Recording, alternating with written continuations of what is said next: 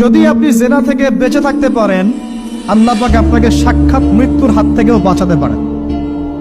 এটা আমি এমনি এমনি বলি নাই, আমি দলিল দিচ্ছি। জেনা এমন একটা পাপ, যেই পাপ থেকে যদি কোনো যুবক নিজেকে বাঁচাতে পারে, আল্লাহ পাক তাকে সাক্ষাৎ মৌতের হাত থেকেও বাঁচাতে পারবে ইনশাআল্লাহ। কিভাবে? 3 বন্ধু যাচ্ছে রাস্তা দিয়ে, হঠাৎ করে ঝড়, বন্ধু 3 জন ঢুকে গেল গুহার মধ্যে। কিসের মধ্যে? গুহায়, যে পাহাড়ি এলাকায় আপনারা থাকেন যারা, গুহার মধ্যে। হঠাৎ করে পাহাড়ের পাথর দিয়ে গুহার মুখটা বন্ধ হয়ে গেল। এখন খোলার কোনো অপশন নাই। সবাই বলছে এখন 3 জন, এখন তো আমরা বের হতে পারবো না।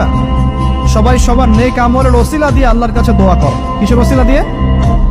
নেক আমলের ওসিলা দিয়ে দোয়া করতে হয়। যে হাদিস, এই ছেলে বলছে, যুবক ছেলে, আল্লাহ আমার একজন চাচাতো বোন ছিল, তো চাচাতো বোনকে সে খুব ভালোবাসতো, তাকে সে পেতে চাইতো, মানে তার সাথে সেক্সুয়াল সম্পর্ক করতে চাই, সোজা কথা বলে।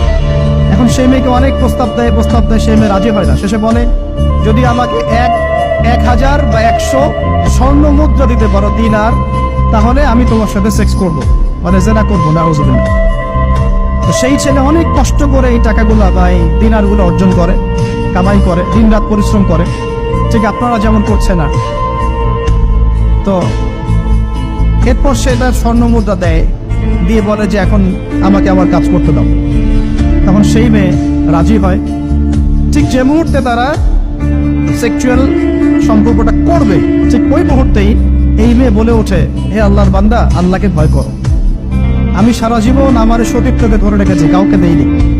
আমি কারোর সাথে এরকম অন্যায় করি নাই, আমি খারাপ মেয়ে নই, তুমি আমার ইজ্জতটা নষ্ট করো না।